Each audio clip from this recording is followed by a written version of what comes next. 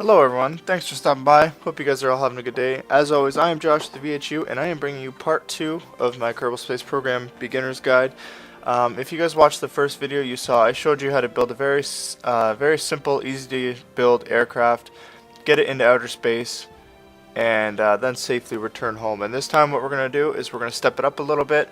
We are going to build a spacecraft that we can take into orbit the Earth for a little while, and then hopefully have enough to return home. Now, if you guys watch videos by, I mentioned him in the last video that I made too, a gentleman named Scott Manley, M-A-N-L-E-Y.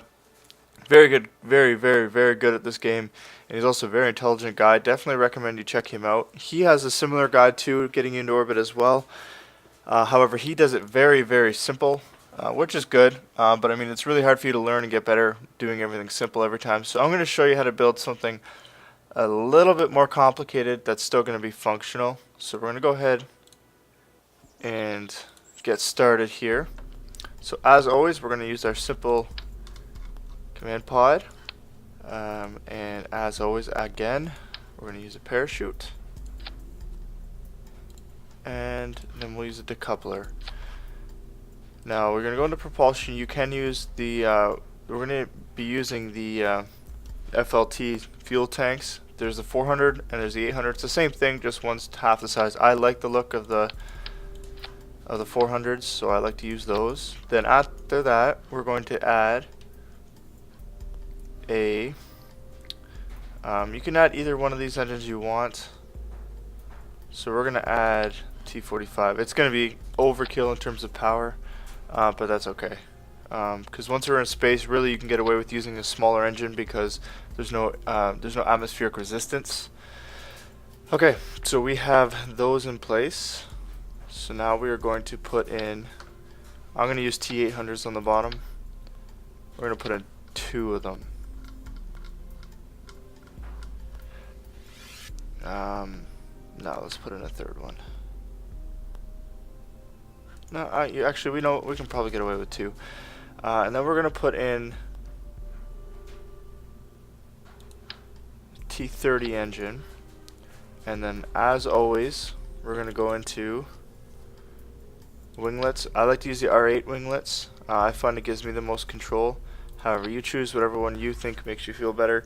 One thing I do want to point out too is that there are 2 big engines for this fuel tank size, the T30 and the T45. The T30 is more powerful. However, the T45 has the advantage because it does have some RCS, which means that the, in simple terms, the nozzle on the end of the rocket, on the end of the jet, can rotate, and that gives you a little bit more control as well.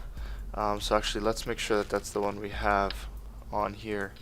So you're sacrificing a little bit of power. You can see the nozzle's a little bit smaller. And you're taking a hit on power, but you're gaining because you're not, you're not, what am I trying to say? You're gaining because you're able to get some more control. So now what we're going to do, this is a simple rocket design that probably could get us into space. But we're going to try, I'm going to add a 400 here just to be safe.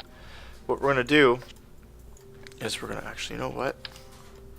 We're going to put the bigger engine in the middle, and smaller ones. So now we're going to add to the side. So you're going to click on the T800 and make sure you have symmetry on double. Now you're going to go in between these 2 and try and be a little bit below the the main tank, like so. And then you're going to add a T400. And just for the hell of it, let's add a T200. Again, probably overkill, but okay, now we're going to add T45s to give us more control. Now, one thing I do want to mention, guys, I want to make a point of, this is something I kind of learned the hard way. Sometimes less is more. What I mean by that is, you know, when I was first started playing this game and was trying to get better at it, I always was under the impression that, you know, if I ran out of fuel doing something I was trying to do, I would just add more fuel tanks or a more powerful engine. Sometimes that can actually do a lot more harm than good. Yes, you are adding more fuel, more fuel capacity for the rocket or a bigger engine, but in adding more fuel you're also adding a lot more weight, so you're actually losing a ton of efficiency, so you're not really doing yourself any favors. So if you have like an engine or a rocket with 3 huge tanks and 1 big engine and you're running out of fuel, sometimes it's better to actually go with 2 tanks, and then just be smarter about your fuel, using fuel lines, and there's advanced things like that you could do.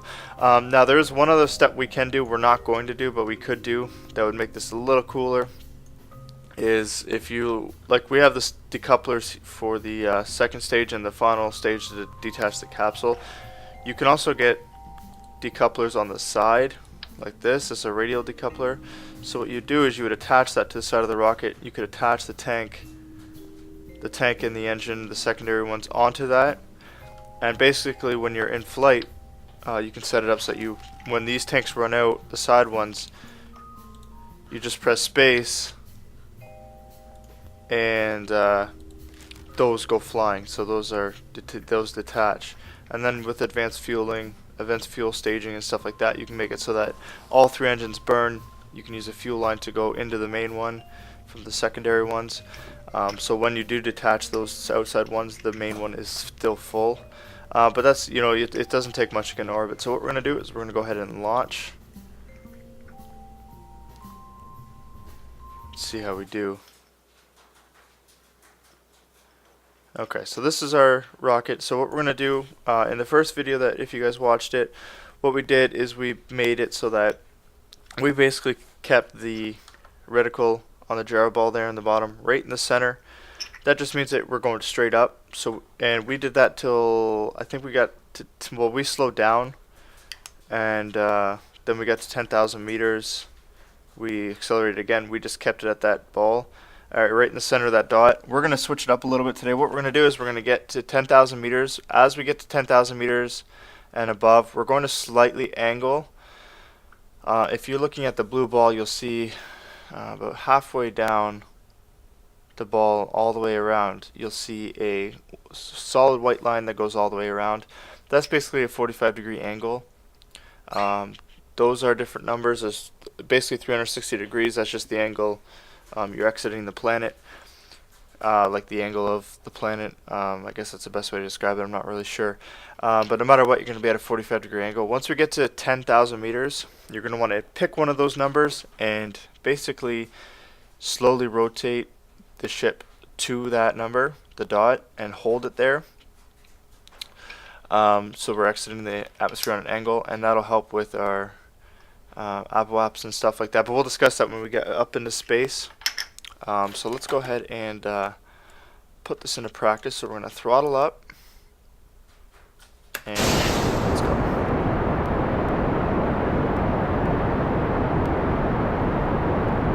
Okay, so you're going to accelerate relatively slow, but it's not a big deal because these rockets are pretty fuel efficient. Alright, so with the best way to, you know, if you're, the best number I advise if you're looking to get better in terms of, you know, you're eventually going to want to leave Kerbal and get to the moon. The best trajectories to leave at, the best number to aim for would be 90 or 270. I prefer 270 because it makes it easier to slingshot. You can do it sooner to slingshot around and get to slingshot and exit the orbit and head to the moon. 90 is also very well. So we're going to go ahead and aim for 90 today. Alright, so we are, you know, before we would throttle down to save fuel, we don't really need to worry about saving fuel today. Getting into orbit is not too hard. You want to save fuel, you want to get better at saving fuel because you want to be able to have some in the tank. Alright, so we're going to angle to the right here.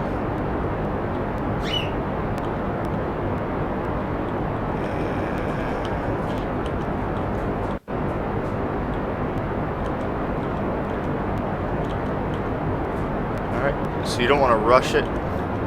Take your time. So we are at 90 now, and you're just going to pretend that you're aiming at the center dot, that the 90 is the center dot. Again, the number really doesn't matter, just if you're just looking to get into orbit. But if you're going to be, the next step after this would be, you want to approach the moon. 90 or 270 makes that a lot easier. So we are still going. Actually, we're doing pretty good.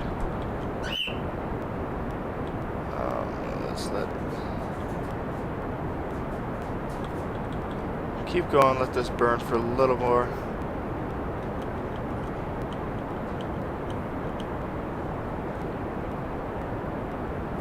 Okay, this is actually pretty good. So if you press M and look at the map and get this so it's on the top, this is apoapse. Apoapse means that's your highest trajectory based on highest altitude based on your trajectory. So we're at about 95,000. So that's really good. So we're gonna let the engines burn out here, which is about to happen, and I'm going to show you how to do. Okay, we're good. So we're going to detach. So if you press M now, it shows 109,000. That's our highest altitude based on our current trajectory and our current speed. What we have to do now is that if you look at the blue is our projected route. So we're going to get to about 109, 110,000 meters and then slowly fall back down and land somewhere over there. We have to do a controlled burn to take us out of that and get us into an orbit, which is about 2,300 meters per second. So what we're going to do, press M again, click right on the top, right about where the AP is, add maneuver. Now you're going to see 4 icons that pop up. The only one you have to worry about right now, as we'll get into the more in-depth ones later, is the one with the on the left with the circle with the line going to the left, to the right, and this top. So you're going to click on that and drag it out. You're going to see a dotted line. So this would be our if the blue line is our current trajectory, this is going to be our planned trajectory, I guess is how you would put it. And you want to try and make it somewhat even. So if you go 159,000, 108, it's not too great. It's not bad. It's still going to be in orbit. So we're going to stick with that. Ideally, you'd want to be relatively even on both sides, but this is still really good. Okay, so now, if you, let's throttle this down here. If you keep looking around on the gyro ball, you're going to see a blue target appear on the screen on the ball that you don't see before. That's basically your target for your burn. We have to do a controlled burn to get our trajectory into an orbital trajectory. Now if you look to the right, you're going to see on the bottom a node in T-minus 30 seconds. That's we are going to start our burn in 30 seconds. It's going to show our estimated burn once we get going. And then above that, there's just a meter that shows we have to gain 1186.7 meters per second. So once we get to about 3 seconds, T-minus, we're going to throttle up. And everything else will pretty much play itself out after that. So we're going to just be patient here. Try and keep it right on the center as much as you can, and we're going to burn. And you'll see the meter is going down because we are gaining speed. And we have about 28 more seconds left of our burn. Again, we are using a powerful engine, which helps. If you have a less powerful engine, you're going to get more fuel economy, but you are going to have to, your burns are going to take a lot longer. So we're gaining speed really quick, and we have tons of fuel left, which is good. Lots of fuel to return home. 3, 2, 1, and cut.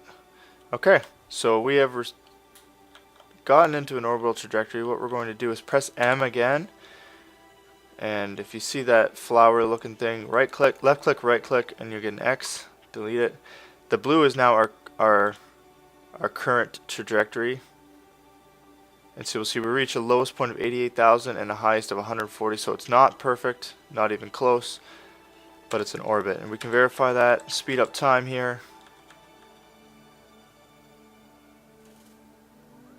And you'll see we're going to read about 88,000 meters and go back up. So we are in a great orbit right now.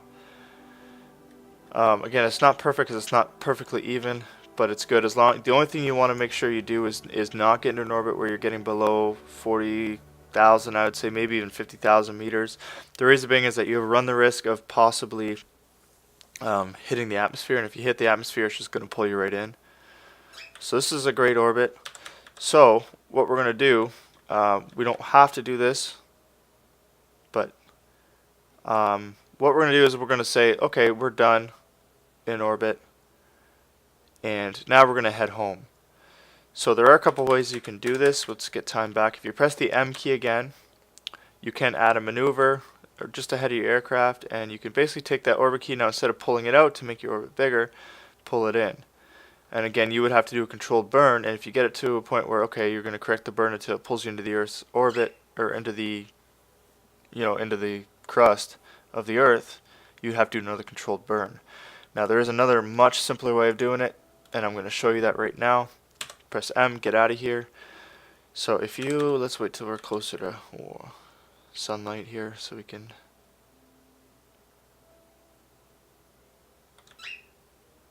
Okay. So, oh, there's sunlight. Okay. So now if, let's say, let's go, if you aim it down again, you're going to see one icon you're going to see on here is you're going to see two different icons. You're going to see the same icon as we appear to create our orbit here. That is basically where you'd want to aim to increase your orbit. That's your orbital trajectory. So you'd have to do an orbital burn if you wanted to exit orbit there manually. Now if you go to the other side, you're going to see another key, and that is basically a retro. We're going to do what's called a retro burn, and so what you have to do is as long as you have the dot aimed right in the center of this icon, this is the circle with the dot going up, and then one to the bottom left and one to the bottom right on an angle. As long as you have that aimed, that means the nose of the aircraft is aimed against the orbit. So what we do is we basically just do what's called a retro burn, burning into that, against it, our orbit, and that's going to slow down our orbital speed, and that's going to allow gravity to take us home. So what we're going to do is we're going to wait till we get a little bit more over land here, just to make sure that we're going to be okay. Alright, and I'm going to turn on the engines here, and you're going to see the orbital speed drop significantly. So if you do a full throttle burn, and then if you look, already we've gotten ourselves out of an orbital trajectory. So we basically just have to choose where we want to land. We're going to try and aim into the grasslands there. So we can actually make ourselves come down to the ground relatively quickly this way. And that's pretty much all we have to do. We're going to let it burn out the tank so we can dislodge it.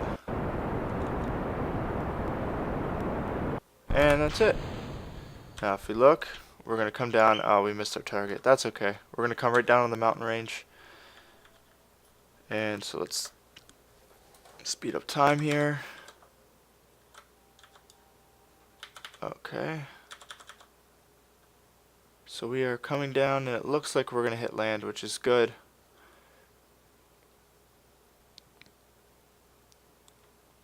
Alright, let's go see the atmosphere. So let's dislodge our parachutes again. Now, once you dislodge the parachute, make sure when you do dislodge it, you are in normal time, and then you can speed up time. The reason being is that when you speed up time, you're actually also speeding up physics. So if you open the parachute in full speed, you run the risk of actually damaging the parachute. And then also, you can once it's deployed, you can time warp again. Once you get to about 1,000 meters or so, you're going to want to. We might run into trouble. Once you get to about 1,000 meters, make sure you go into. Oh, yeah, so like that. Make sure you go back to normal time before the parachute deploys. As you're getting close to the ground, it's better to just go back to normal time, wait for it to fully open, and then speed up time. Again, the same reason. If time's going too quick, the wind acceleration from accelerating physics may cause the parachute to rupture and get damaged, and then it's hell for your little Kerbal. I got Jebediah here with me. Okay, so we're going to speed up time again. Now the best way to tell if you're getting close to ground, it's really hard to really judge it sometimes, is just to wait for the shadow. That's why I like to land on day. So you can see we're really close to the ground, and touchdown. So we have made it. Mission was successful. So that's one simple way to get in orbit. There are many other ways. There's also very, very simpler ways. Is that even a sentence? I don't know. Anyway, so I hope you enjoyed. I wanted to kind of make it a little bit more complicated so that you could kind of use that and maybe build onto it and learn how to do your own kind of things, develop your own ways of playing the game like I did. So I hope you enjoyed the video. I hope you learned something from it. If you did, please leave me a like rating below. and that'll make me want to keep doing these. I think in the next video I'm not quite ready to tackle a moon landing yet. I'm still not very good at it. I can get to the moon without any issues, but I'm having an issue landing, because it's not as easy as landing on Kerbal because you can't use a parachute. You have to kind of inch your way down. So I'm working on getting better at that. But in the meantime, what we may do in the next video is work on practicing that on Kerbal. So that'll probably be our next video.